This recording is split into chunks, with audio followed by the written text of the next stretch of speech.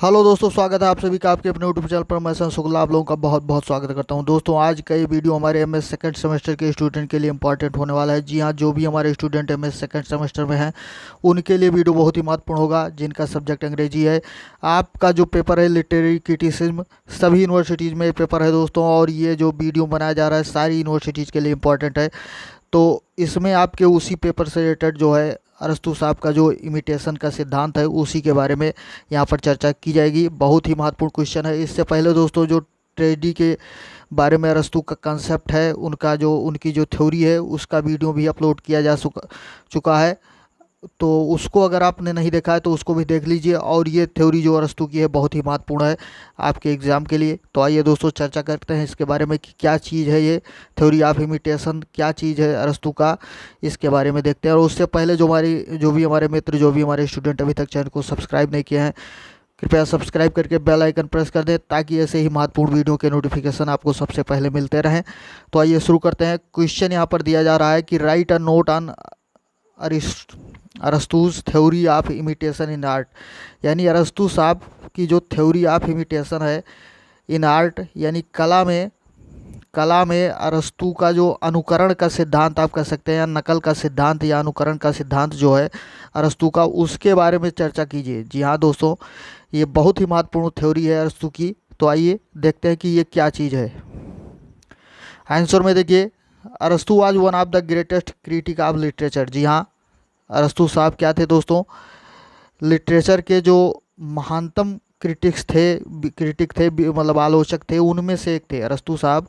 साहित्य के जो महान आलोचक थे, महान आलोचकों में से एक थे। Before Arastu his teacher Plato had condemned the value of poetry, यानी अरस्तु के पहले हिज टीचर यानी उनके शिक्षक जो थे प्लेटो, जैसा कि आप जानते हैं पहले भी आपको बताया गया है कि अरस्तु के शिक्षक का नाम प्लेटो था, यानी वो उनके गुरु थे प्लेटो, उन्हीं के शिष्य थे अरस्तु। और प्लेटो के भी गुरु जो थे उनका नाम था सुकरात, ये भी जाने रहिएगा। तो उन्होंने क्या किया था? Condemn the value of poetry, यानी पोएट्री की जो वैल्यू थी, पोएट्री की जो आप कह सकते हैं कि उसका मूल्य था, काव्य का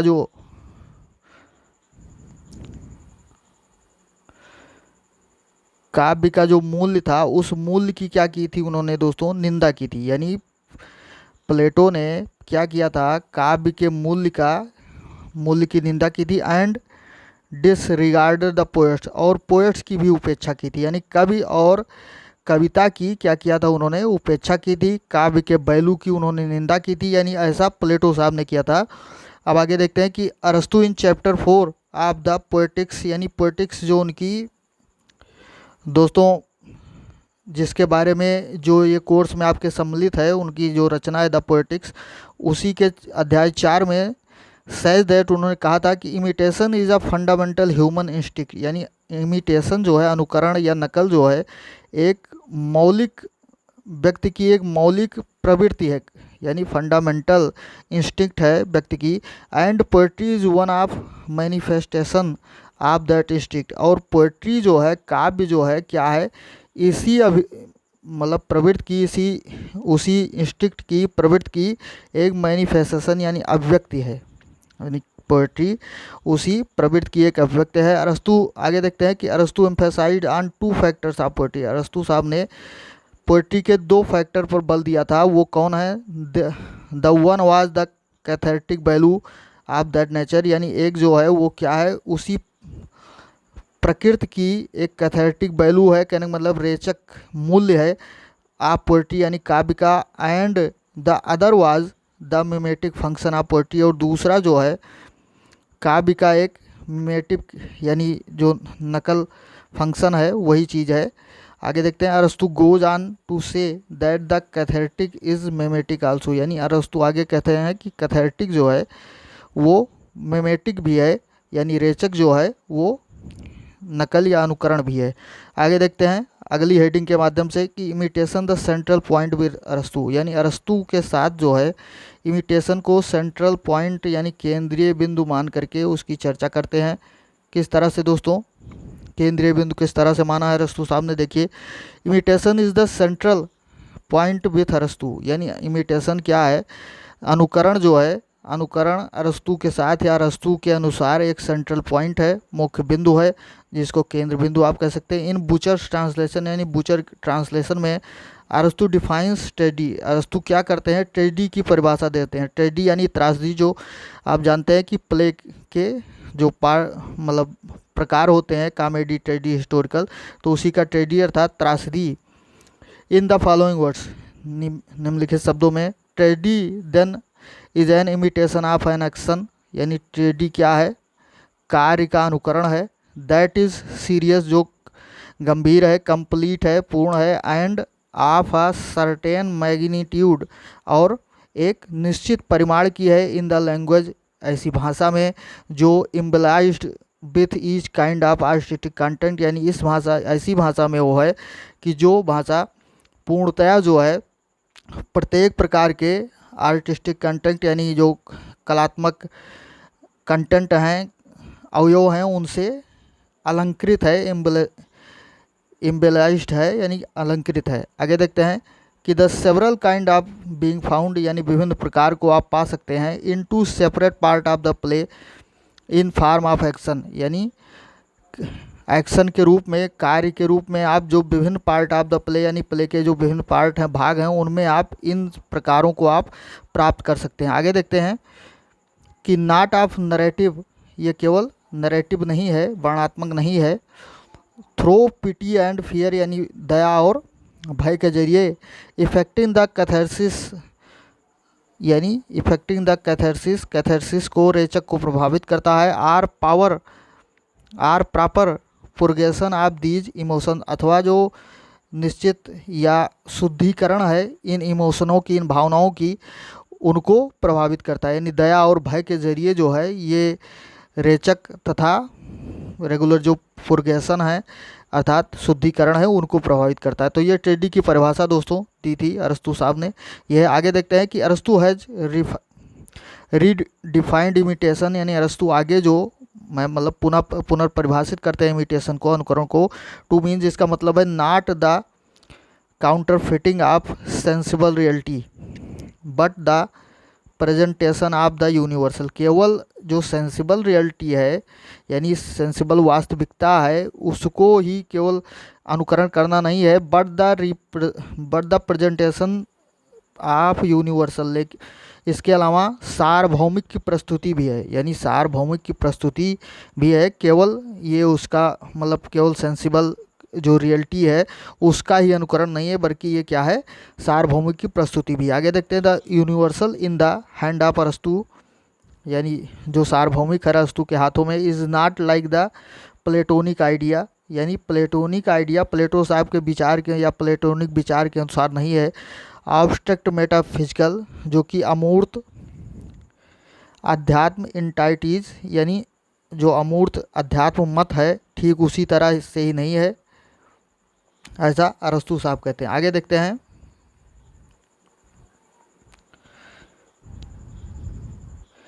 दे are the permanent modes of human thought and action, ये क्या है, ह्यूमन थाट और एक्शन के, यानी मानव विचार और कार्य के क्या है, परमानेंट यानी अस्थाई क्या है, मोड्स हैं, तरीके हैं, यानी ये चीज़ क्या है कि ये ह्यूमन यानी व्यक्ति के विचार और कार्य के अस्थाई तरीके हैं। आगे देखते हैं कि पोएट क्या कहते हैं, द पोएट कैन रिप्रेजेंट, यानी पोएट रिप्रेजेंट कर सकता है, प्रतिनिधित्व कर सकता है, प्रस्तुत करता है दीज यूनिवर्सल थाट्स, इन सार्वभौमिक विचारों को, through the faculty of imitation, यानी इमिटेशन की सुविधा के जरिए, and the reader of poetry, और काव्य के पाठक के, कैन यानी काव्य के पाठक और अध्ययन मतलब उस अनुकरण की सुविधा के जरिए ये जो है मतलब कवि जो है वो रिप्रेजेंट करता है यूनिवर्सल थाट को। आगे देखते हैं कि आप poetry can catch that piece of imitation of the universal, यानी इस यूनिवर्सल, इस सार्वभौमिकता के टुकड़ों को पकड़ सकते हैं। आगे देखते हैं कि tragic poetry like epic is imitation of action, यानी ट्रेजिक पोएट्री जो होती है, दुखद काव्य जो है, जो कि महाकाव्य की तरह वो भी क्या होता है, इमिटेशन ऑफ एक्शन यानी कार्य की नकल होता है या अनुकरण होता है। आगे देखते हैं, the element of imitation is load in the plot of the poem, यानी जो इमिटेशन के या अनुकरण के जो एलिमेंट हैं वो क्या हैं कि कविता के कथानक में निहित होते हैं दोस्तों। आगे देखते हैं, it does not depend on the character, ये कैरेक्टर पर ही डिपेंड नहीं करता। कैरेक्टर का मतलब पात्र होता है दोस्तों। नाटक के कैरेक्टर पर ही या काव्य के कैरेक्टर पर ही डिपेंड नहीं होता, आधारित नहीं होता। बाई प्लॉट यानी प्लॉट के जरिए, प्लॉट का मतलब कथानक के जरिए। अरस्तु मीन्स, अरस्तु का मतलब है आ कंपोजिट इंटायरिटी यानी समग्र, समग्रता जिसको आप कहते हैं, या समग्र पूर्णता इसका मतलब है। यानी प्लॉट के जरिए अरस्तु का मतलब समग्र पूर्णता है। आगे देखते हैं, it is an organic structure of event, यानी यह क्या है दोस्तों, एक ऑर्गेनिक स्ट्रक्चर है, यानी जिसको आप जैविक संरचना कहते हैं। ऑफ इवेंट माने घटनाओं की एक जैविक संरचना है। It is not only a sequence of event, ये केवल इवेंट्स का सीक्वेंस नहीं है, उसका क्रम ही नहीं है, घटनाओं का क्रम ही नहीं है। It is a valid representation of the laws of probability and necessities, यानी ये एक वैलिड, वैध प्रस्तुति है, रिप्रेजेंटेशन अर्थात प्रस्तुति है ऑफ द लॉज, नियमों का, ऑफ प्रोबेबिलिटी यानी संभाव्यता एंड नेसेसिटीज और आवश्यकता, यानी संभाव्यता और आवश्यकता के नियमों के एक वैध प्रस्तुतिकरण है। आगे देखते हैं, अरस्तुस थ्योरी, अरस्तु की थ्योरी जो है ऑफ इमिटेशन यानी अनुकरण की, was specially introduce to contradict Plato's view of imitation, यानी अरस्तु की थ्योरी जो है इमिटेशन की वाज स्पेशली इंट्रोड्यूस, यानी ये विशेष रूप से इंट्रोड्यूस कराई गई, परिचित कराई गई या लाई गई है to contradict Plato's view of imitation, यानी प्लेटो का जो व्यू ऑफ इमिटेशन था, यानी इमिटेशन के ऊपर उनका जो विचार था, यानी अनुकरण के ऊपर उनका जो विचार था, उसी के विरोध में इस थ्योरी का प्रतिपादन किया गया है, अरस्तु साहब की इस थ्योरी का। आगे देखते हैं,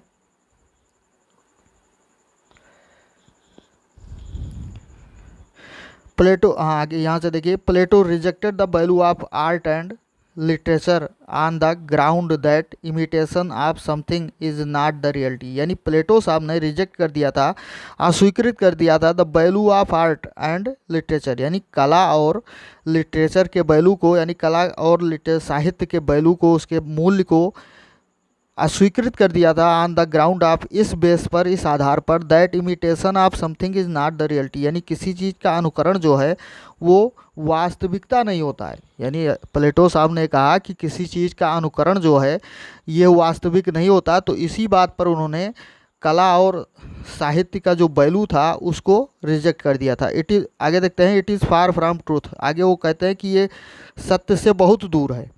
द पोएट इमिटेट समथिंग, यानी कवि इमिटेट करता है, उसका अनुकरण करता है किसी भी चीज़ का, that is not real in itself, जो वास्तविक नहीं होती हैं। आगे देखते हैं, he imitates the imitation of imitation, यानी प्लेटो साहब का मानना है कि ये क्या करता है, व्यक्ति क्या करता है, कवि क्या करता है, नकल की भी नकल करता है।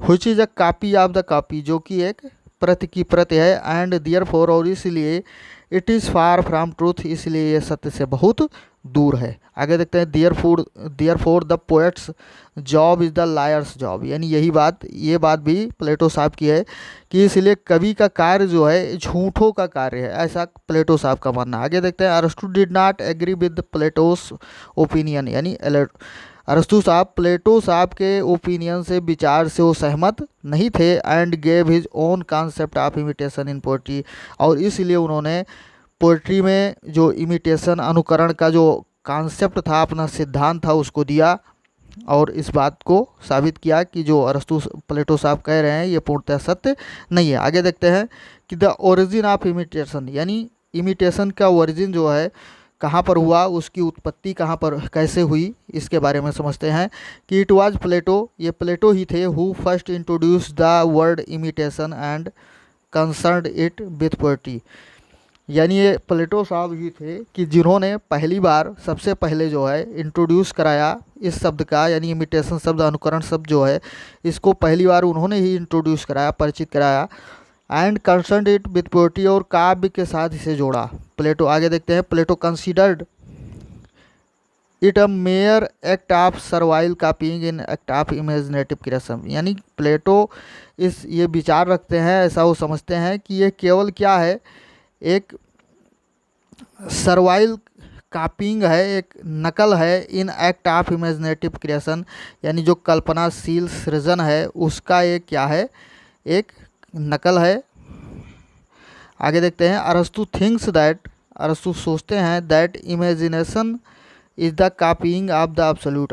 अरस्तु, लेकिन अरस्तु इस बात को सोचते हैं कि इमेजिनेशन जो है,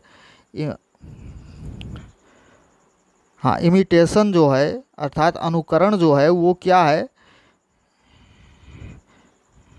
एब्सोल्यूट का, यानी हाँ यहाँ पर देखते हैं कि अरस्तु थिंक्स दैट, अरस्तु सोचते हैं कि imitation is the copying of the absolute. अरस्तु मतलब जो इमिटेशन अनुकरण जो है वो क्या है, एक मतलब एब्सोल्यूट की कॉपी है, उसकी एब्सोल्यूट की नकल है। The poet draws his material from the phenomenal world, यानी कवि जो है अपने मटेरियल जो उसके सामग्री है उसको लाता है, खींचता है फिनोमिनल वर्ल्ड से, यानी मतलब एक जो अद्भुत या अभूतपूर्व संसार है उससे, and make something new out of it, और इससे कुछ नया बनाता है। आगे देखते हैं, इन व्यू ऑफ अरस्तु imitation is the presentation of passion and emotion of man. यानी इन व्यू ऑफ अरस्तु, अरस्तु के अनुसार जो है इमिटेशन क्या है, इमिटेशन अनुकरण जो है प्रतिनिधित्व है आप पैशन, पैशन का मतलब जुनून, एंड इमोशन जुनून और भावनाओं का, आप मैन यानी व्यक्ति की भावनाओं और जुनून का एक प्रतिनिधित्व है। Which are imitated by music, जो म्यूजिक के द्वारा इमिटेट किए जाते हैं, म्यूजिक के द्वारा अनुकरण, संगीत के द्वारा जिसका अनुकरण किया जाता है। आगे देखते हैं कि the poet does not only imitate the surface of thing but the higher reality, यानी कभी केवल क्या करता है कि केवल सरफेस थिंग्स जो हैं, यानी थिंग्स के वस्तुओं की एक सतह का ही अनुकरण जो है नहीं करता, बट द हायर रियलिटी, उच्चतर वास्तविकता का भी अनुकरण करता है। आगे देखते हैं, अकॉर्डिंग टू अरस्तु, अरस्तु के अनुसार imitation depends upon three things, imitation जो है, अनुकरण जो है, तीन चीज़ों पर डिपेंड करता है, आधारित होता है। द मीडियम यानी माध्यम, द ऑब्जेक्ट वस्तु, एंड द मैनर अथवा व्यवहार या ढंग जो है, आर मोड ऑफ इमिटेशन या अनुकरण के जो तरीके हैं या ढंग है, इन तीनों चीज़ों पर ही इमिटेशन डिपेंड करता है अरस्तु के अनुसार। आगे देखते हैं कि the medium of the poet, यानी जो माध्यम है, मीडियम है ऑफ द पोएट कवि का, एंड द पेंटर और चित्रकार का, आर डिफरेंट, यानी कवि और पेंटर जो हैं मतलब चित्रकार जो हैं उनके जो माध्यम हैं वो दोनों भिन्न होते हैं। द पेंटर इमिटेट्स, पेंटर नकल करता है, अनुकरण करता है, थ्रो फॉर्म्स एंड कलर, यानी रूप और रंग के आधार पर, यानी जो चित्रकार है वो क्या करेगा, किसी चीज़ की नकल उसके रूप रंग के आधार पर ही करेगा। आगे देखते हैं, the poet imitates through language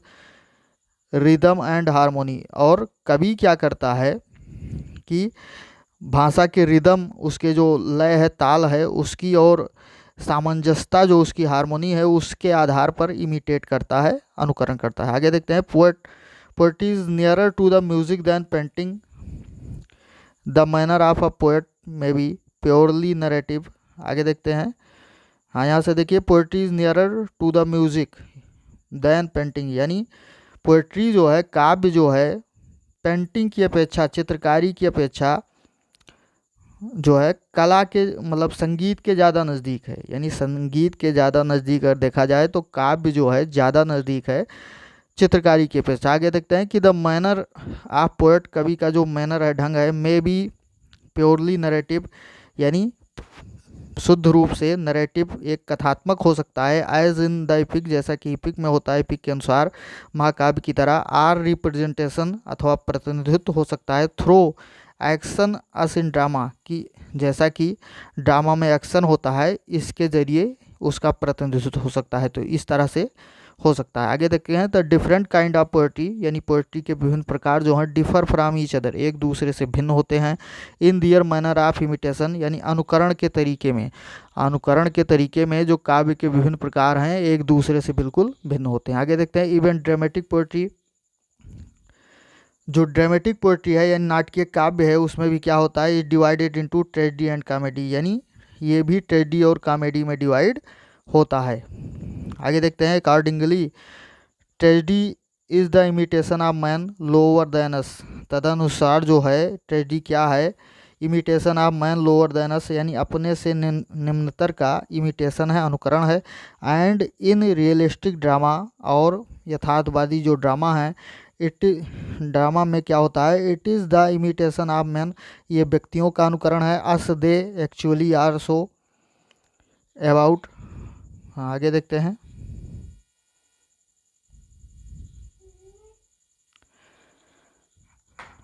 हाँ, अस दे एक्चुअली यानी जैसा कि वो वास्तव में होते हैं। आर सो अबाउट द, और इसलिए about the object of imitation, यानी इमिटेशन के ऑब्जेक्ट के बारे में, वस्तु के बारे में अरस्तु सहज अरस्तु कहते हैं that the object of poetic imitation, कि जो पोएटिक इमिटेशन का मतलब काव्यात्मक अनुकरण का जो ऑब्जेक्ट है, वस्तु है, आर मैन ऑफ एक्शन यानी क्रियाशील मनुष्य है। आगे देखते हैं, द पोएट इमिटेट्स, पोएट अनुकरण करता है, मैन यानी व्यक्तियों का, अस दे वर यानी जैसा कि वो थे, or as they are to be अथवा जैसा उन्हें होना चाहिए। यानी पोएट कभी क्या करता है, ऐसे व्यक्तियों का अनुकरण करता है कि जैसे वो थे अथवा जैसे उन्हें होना चाहिए इस चीज़ का। आगे देखते हैं, ही में रिप्रेजेंट, वो रिप्रेजेंट प्रस्तुत कर सकता है मैन व्यक्ति को, आइदर अस बेटर यानी बहुत ज़्यादा अच्छा, आर वर्स अथवा बदतर, or as they are in life जैसा कि वो जीवन में है। यानी कभी क्या कर सकता है कि जो किसी भी व्यक्ति को उसकी बेहतर स्थिति में अथवा उसके बदतर स्थिति में प्रस्तुत कर सकता है जैसा कि वो जीवन में थे। आगे देखते हैं अगली हेडिंग के माध्यम से कि imitation is not a photographic representation. Imitation केवल एक फोटोग्राफिक प्रस्तुति नहीं है, रिप्रेजेंटेशन नहीं है, यानी अनुकरण एक फोटोग्राफिक प्रस्तुति नहीं है। इस बात पर देखते हैं कि imitation is not a photographic representation of the surface of thing but, हाँ यहाँ आगे देख लीजिए कि imitation is not a photographic representation, imitation एक फोटोग्राफिक रिप्रेजेंटेशन नहीं है, प्रस्तुति नहीं है, ऑफ द सरफेस सतत की, ऑफ थिंग वस्तुओं के, but it is a creative process, ये एक रचनात्मक प्रक्रिया है। यानी ये केवल क्या है, एक फोटोग्राफिक रिप्रेजेंटेशन नहीं है वस्तु की, सरफेस की, सतह की, बल्कि ये क्या है, एक क्रिएटिव प्रोसेस है, रचनात्मक प्रक्रिया है। द पोएट सेलेक्ट करता है, चुनता है, एंड ऑर्डर्स और क्रमबद्ध करता है, हिज मटेरियल्स अपने सामग्री को, and in this way recreates reality, और इस तरीके से वो क्या करता है, वास्तविकता को रिक्रिएट करता है, यानी पुनः मतलब उसको क्रिएट करता है, बनाता है। आगे देखते हैं, ही कैन रिलेट, वो आगे बता सकता है कि व्हाट हैज़ हैपेंड, कि क्या हुआ था, यानी वो ये भी बता सकता है कि क्या हुआ था, but also what may happen, और इसके सिवा ये भी बता सकता है कि क्या होने वाला है, यानी दोनों बात बता सकता है। According to the laws of probability and necessity, यानी वो किस तरह से प्रोबेबिलिटी यानी संभाव्यता और नेसेसिटी यानी आवश्यकता का जो सिद्धांत है, नियम है, इसके द्वारा कभी क्या कर सकता है, ये बात दोनों बात बता सकता है कि वास्तव में हुआ क्या था और क्या होने वाला है। आगे देखते हैं, हिस्ट्री टेल्स अस, हिस्ट्री इतिहास हमें बताता है, व्हाट हैज़ हैपेंड, कि क्या हुआ था। हिस्ट्री आप पढ़ते हैं, इतिहास पढ़ते हैं, तो इतिहास में यही चीज़, इतिहास का मतलब ही ये है कि क्या घटना घट चुकी है, क्या हुआ था, ये बताता है। आगे देखते हैं, by the study of history, यानी हिस्ट्री के अध्ययन से, द हिस्टोरियन यानी जो इतिहासकार हैं, can assume what may happen in future, वो ये भी बता सकते हैं कि भविष्य में क्या होने वाला है। अब आगे देखते हैं, स्कोप ऑफ पोएट्स इमिटेशन, यानी कवि के इमिटेशन की जो स्कोप है, उसका जो उसकी सीमा दायरा है, उसके बारे में अध्ययन करते हैं कि the scope of poets imitation is man in action, यानी कवि के जो मतलब पोएट्स इमिटेशन का कवि के मतलब अनुकरण का जो एक स्कोप है, दायरा है, वो क्या है, क्रियाशील मनुष्य, मैन इन एक्शन, व्हिच में भी एक्सटर्नल, जो बाह्य हो सकता है, एक्सटर्नल हो सकता है, with the help of experience, यानी एक्सपीरियंस की मदद से, एक्सपीरियंस यानी अनुभव, अनुभव की मदद से, इमोशन यानी भावनाएं, एंड पैशन और जुनून। A poet does not only describe, यानी व्यक्ति वो कवि जो है केवल इस बात का वर्णन नहीं कर सकता, व्हाट हैज़ हैपेंड, कि क्या हुआ है, बट आल्सो व्हाट में हैपन, लेकिन और मतलब इसके सिवा ये भी बता सकता है कि क्या होने वाला है। यानी अनुभव मतलब एक्सपीरियंस यानी अनुभव, इमोशन यानी भावनाएं, और पैशन और जुनून के मतलब मदद से कवि जो है ये बात का वर्णन कर सकता है कि क्या हुआ था और क्या होने वाला है। आगे देखते हैं ट्रेजेडी एंड एपिक, यानी ट्रेजेडी यानी त्रासदी और एपिक महाकाव्य जो है रिप्रेजेंट मैन, व्यक्ति को रिप्रेजेंट करते हैं, प्रस्तुत करते हैं ऑन हीरोइक स्केल यानी वीरता के मानकों पर, मापदंडों पर, बेटर देन दे आर यानी जैसा वो थे उससे ज़्यादा उन्हें मतलब बेहतर प्रस्तुत करते हैं। ये ट्रेजेडी और एपिक का काम होता है, महाकाव्य का काम होता है कि वो मतलब उसमें क्या होता है कि व्यक्ति जैसा होता है उससे अच्छा उसको रिप्रेजेंट करते हैं। आगे देखते हैं द कॉमेडी रिप्रेजेंट, कॉमेडी क्या चीज़ रिप्रेजेंट करती है, प्रस्तुत करती है the man of lower type यानी निम्नतर व्यक्तियों की, वर्स देन दे आर यानी उनसे भी बदतर प्रस्तुत करती है जैसा वो थे। अरस्तु डज नॉट, आगे देखते हैं अरस्तु डज नॉट आल्सो एम, अरस्तु हमेशा इस बात पर लक्ष्य नहीं बनाते एट द फोटोग्राफिक रियलिज्म यानी जो फोटोग्राफिक वास्तविकता है थ्रू पोएट्री, पोएट्री के जरिए। आगे देखते हैं अगला टॉपिक है दोस्तों, अगली हेडिंग है प्लेटोस चार्ज अगेंस्ट पोएट्री, यानी प्लेटो की जो पोएट्री काव्य के प्रति जो उनका चार्ज था, आरोप था, उसको समझते हैं कि क्या था। कि प्लेटो टोल्ड दैट, प्लेटो ने बताया कि that poetry is thrice removed from truth, poetry काव्य जो है 3 बार जो है या 3 गुना कह सकते हैं आप सत्य से दूर है। काव्य 3 बार या 3 गुना सत्य से दूर है। It is shadow of shadows यानी ये छाया की छाया है, ऐसा कह सकते हैं। ऐसा प्लेटो का आरोप है। प्लेटो ब्लेम्ड, प्लेटो आगे आरोप लगाते हैं द पोएट्स, कवियों के ऊपर कि that the poets have no idea, poet के पास कोई विचार नहीं होता ऑफ ट्रुथ, सत्य का। The phenomenal world is not reality यानी जो अद्भुत संसार है वो वास्तविक नहीं है, अभूतपूर्व संसार वास्तविक नहीं है। It is a copy of reality, ये एक रियलिटी की कॉपी है, प्रति है, वास्तविकता की प्रति है। In the mind of the supreme यानी सुप्रीम सर्वोच्च के मन में एक क्या है, वास्तविकता की प्रति है, ऐसा प्लेटो साहब कहते हैं। आगे देखते हैं the poet copies the phenomenal world which is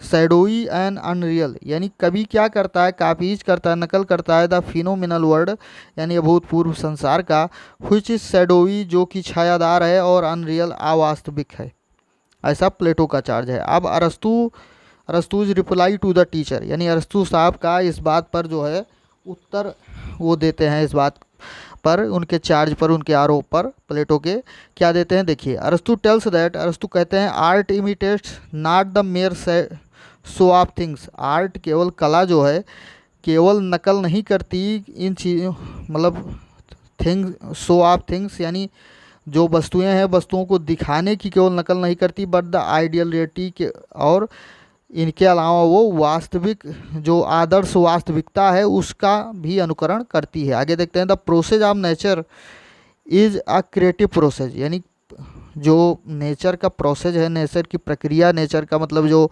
प्रकृति की प्रक्रिया है, ये एक क्रिएटिव रचनात्मक प्रोसेस है, रचनात्मक प्रक्रिया है।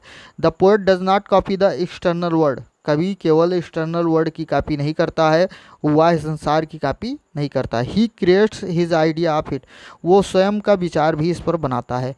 दस इस प्रकार इवन एन अगली ऑब्जेक्ट यानी जो अगली ऑब्जेक्ट है, कुरूप वस्तु है, उसको भी व्हिच इज़ ब्यूटीफुल्ली इमिटेड, जिसको बहुत ही सुंदर तरीके से इमिटेटेड है, जो बहुत सुंदर तरीके से इमिटेटेड है, कहने मतलब इसका सुंदर तरीके से अनुकरण किया गया है। Become a source of pleaser, वो भी आनंद का साधन बन जाती है। आगे देखते हैं this is so because of the imaginative colouring of reality in the process of poetic imitation यानी पोएटिक इमिटेशन यानी जो काव्यात्मक अनुकरण है उसकी प्रक्रिया में क्या चीज़ है कि इमेजिनेटिव कलरिंग ऑफ रियलिटी यानी वास्तविकता की जो वास्तविकता का रंग जो है, कल्पनाशील वास्तविकता का रंग जो है वो इसी कारण से होता है। आगे देखते हैं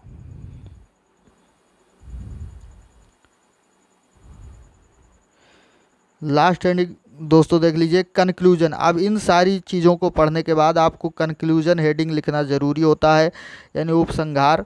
आप कैसे लिखते हैं देखिए, उपसंहार में क्या आप बता सकते हैं कि अरस्तु फर्दर सेज, अरस्तु आगे कहते हैं that imitation is not a copy of ordinary reality. Imitation जो है वो केवल ऑर्डिनरी रियलिटी जो है, कहने का मतलब जो सामान्य वास्तविकता है, केवल उसकी नकल नहीं होता है, उसकी नकल नहीं होता। It is a generative force, ये एक जनरेटिव फोर्स है, ताकत, शक्ति है। Of the idealised rendering of character, यानी पात्र की एक आदर्शात्मक व्याख्या जो है उसकी ये एक मतलब उत्पादक शक्ति है, इस तरह से आप कह सकते हैं। आगे देखते हैं, the work of imaginative art, यानी कल्पनाशील कला का जो कार्य है, is an image of the impression, वो एक इमेज है, चित्र है, ऑफ द इम्प्रेशन यानी प्रभाव का, made by an independent reality, यानी जो स्वतंत्र वास्तविकता के द्वारा बनाई गई है, upon the mind of artist, यानी का मतलब आर्टिस्ट के, कलाकार के मन पर, यानी कला जो ये वर्क ऑफ इमेजिनेटिव आर्ट यानी कला का जो मतलब कल्पनाशील कला का जो कार्य है वो क्या है कि जो मतलब कलाकार के मन पर जिसको बनाया गया है, एक स्वतंत्र वास्तविकता के द्वारा जो कलाकार के मन पर बनाया गया है, उसी के प्रभाव का एक चित्र होता है, इमेज होती है, छाया होती है, कह सकते हैं। अरस्तु सेज दैट, अरस्तु कहते हैं that an imitation is an inborn instinct in man, यानी इमिटेशन क्या है, अनुकरण क्या है, व्यक्ति के अंदर एक जन्मजात प्रवृत्ति है। इंस्टिंक्ट है जन्म, यानी इनबॉर्न इंस्टिंक्ट, यानी जिसको आप जन्मजात प्रवृत्ति कह सकते हैं, ऐसी होती है। इट इज़ दिस प्लीजर, इस आनंद से, यानी यह एक आनंद है, that imitation enables the child, imitation योग्य बनाता है द चाइल्ड, बच्चे को, टू इमिटेट हिम, यानी उसका अनुकरण करने के लिए। Like the child the poet or the artist imitates, यानी बच्चे की तरह कवि और कलाकार भी इमिटेट्स यानी अनुकरण करते हैं। Because it gives him pleaser in imitation, क्योंकि वो उन्हें अनुकरण में आनंद प्रदान करता है। तो ये दोस्तों ये थ्योरी ऑफ इमिटेशन थी अरस्तु साहब की, बहुत ही इंपॉर्टेंट जानकारी आपके लिए है, ज़रूर इसको रटिएगा। और वीडियो अच्छा लगा हो दोस्तों तो एक बार लाइक ज़रूर करें, अपने दोस्तों में शेयर करें, जिनका एग्ज़ाम होने वाला है उनको भी शेयर करें, वो भी इससे अपना जानकारी प्राप्त कर सकते हैं, अपनी जानकारी, अपनी तैयारी अच्छे ढंग से कर सकते हैं। तो आज के वीडियो में इतना ही दोस्तों, मिलते हैं अगले वीडियो में। धन्यवाद, जय हिंद।